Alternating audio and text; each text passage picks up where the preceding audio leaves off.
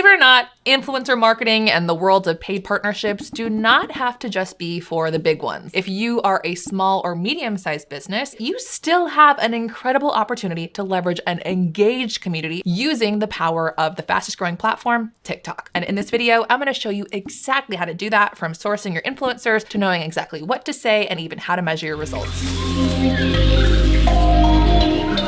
So where do you even begin? TikTok actually has a platform called the Creator Marketplace. You can access this on a desktop, and essentially this is a lot of their creators over 100,000 followers generally. And in it, you can find analytics, interests, hobbies, location, age, pretty much filtering through exactly what it is that you are looking for. But if I'm gonna be honest, I don't particularly love this approach. Why? Because there are plenty of awesome creators who have less than 100,000 followers. And there are also a ton of creators who aren't enrolled in the Creator Marketplace because, to be honest, it's kind of trash. There is very little quality control on TikTok's part, and pretty much any company or agency, I put agency in air quotes because there are some scams that go through here, and so there's not a lot of safety there. I believe that the best way to be able to find, source, and reach out to creators is actually just doing it manually yourself. Not paying for a platform or some sort of automated system, but doing it the old-fashioned way with human interaction and taking the time to build a true relationship. How do you find that actual person? Well, proximity is power. So the easiest place that you actually want to start is who is already following you. Maybe it's not on TikTok because you might be brand new. Maybe it's on Instagram or Facebook or YouTube. And ideally, who is already engaging with your product and your content? It's going to be a lot easier to get someone to say yes if they truly already love you and believe in you and are growing with you, versus just reaching out cold to somebody who has never ever heard of you. And if you're like Giselle, we don't have any followers. We're a brand new company. We're brand new to social media. We're brand new to the world. Totally cool. There's still a way for you to source influencers who will appear to be authentic and hopefully actually fall in love with your brand. You can start by searching hashtags, and there are 3 simple ways to do that: industry, your audience type, or even your location. So industry, pretty straightforward. You can think of things like, say, plant-based or vegan or marketing or sports or fitness or wellness. Audience, who's actually consuming your product, or rather, who do you want to consume your product? Is it millennials? Is it Gen Z? Is it boomers? Is it moms? Think about it in that way. And then location, because if you are a brick and mortar business, then go ahead and search by city or state or neighborhood, or even some of the things that are very loved within your community. And that could be how you could start to find the types of people who would be perfect to represent your brand. Once you start finding influencers that you really like, creators that you vibe with, absolutely keep track of who that is, but consider putting together a well-rounded assortment. Maybe you have a few influencers who are in different age categories, different races, different ethnicities, different locations, different sizes, so that way, just like an actual advertising campaign, your audience is seeing themselves represented in different ways. But then the other thing is that I also want you to come up with what I would call a B squad, because let's just be honest, you might send out a whole bunch of emails or a whole bunch of inquiries, and it's crickets.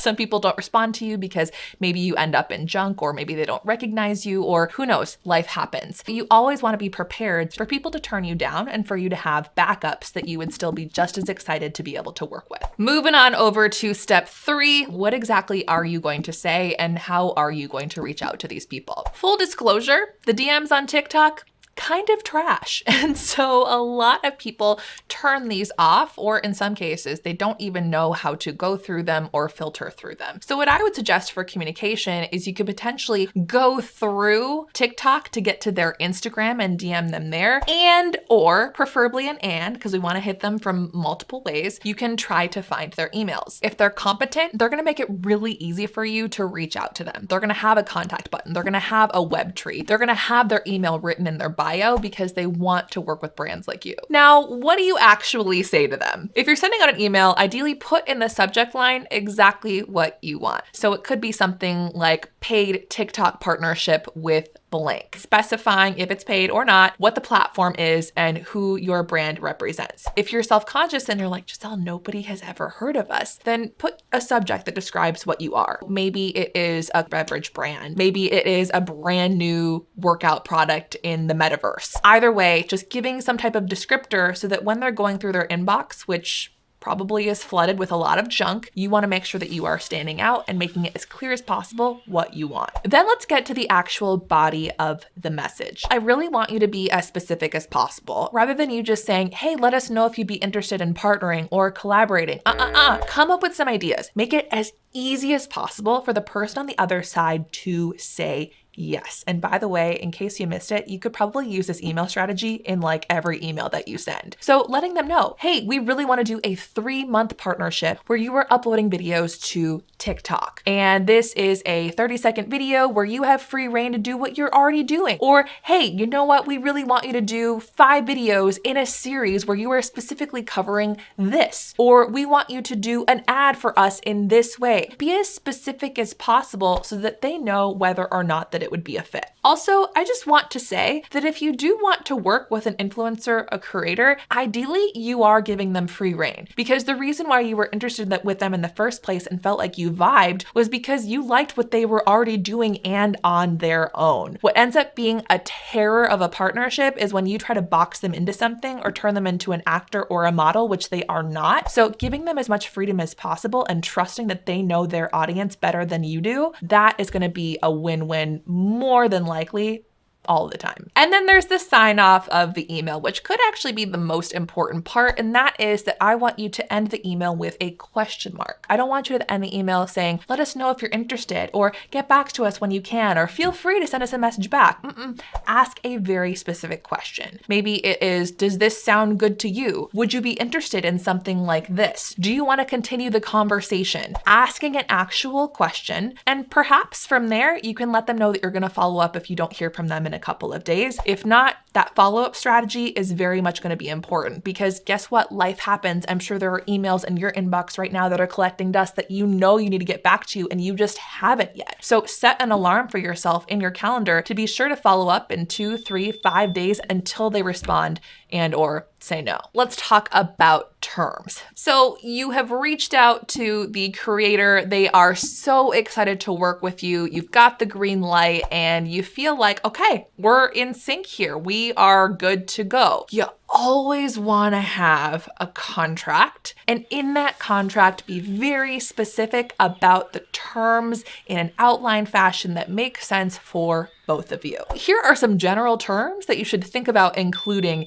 inside of your outline. We're going to go through each one so you understand. When it comes to payment, it is the amount. It is the agreed upon terms. Are you paying them upon receipt? Do you have a net 30, net 60? Are you doing 50% down and then 50% upon completion? And then of course, there's the actual deliverable, the product, the video. What did you agree upon? Is it 30 seconds? Is it 60 seconds? Is it product placement? Is it product mention? Are they doing 3 TikToks over the course of, say, 30 days? Are they doing a TikTok and an Instagram story? If it's story, is it a full story line or just a single story frame? Piggybacking off of that deliverable, you also want to talk about expectations in terms of timeline, turnaround, and approvals. Ideally, they are submitting the video to you for your approval along with the caption and the hashtags to make sure that it is on brand with your brand as well as your expectations. You also want to put in your terms if your creator should be expected to do any sort of edits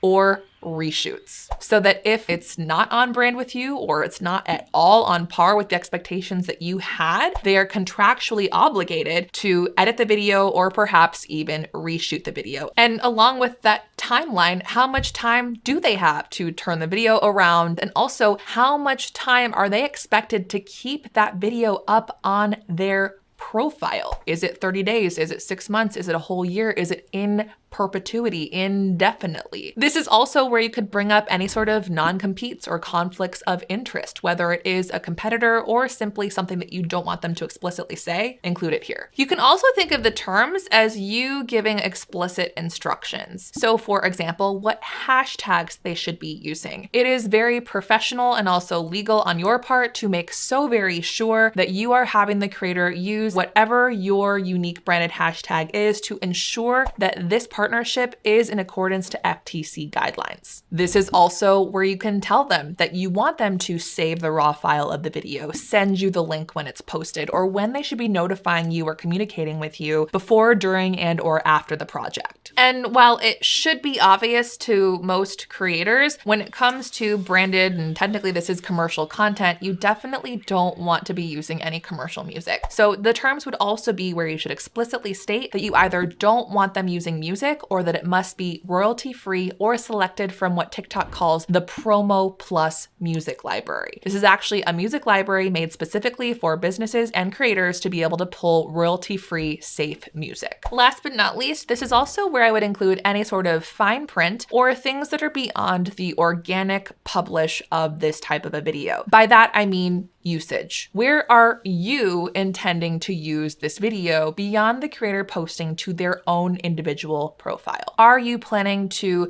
boost this video at all using something like TikTok Promote? Are you planning on running this video as an ad? Are you planning on using this video on your website? Letting them know exactly when, where, and for how long you're planning on using the material. Better to over communicate and be explicit than be blurry, gray, and get into a lot of havoc. Now, I would be remiss if I didn't talk about the fact that sometimes influencer marketing presents an eye roll or it feels like it could be really expensive, but the reality is it's saving you a ton of money, whether that video goes viral or especially if it doesn't. This person is playing producer and copywriter and videographer and editor and so many different things, plus potentially giving you this footage to use however you want for as long as you want. All right, so your project is live. How are we going to really measure results? Let's set your expectations because no, virality should not be the goal. So in our next video, we're going to break down exactly how to measure results in a way that's meaningful for you and your brand.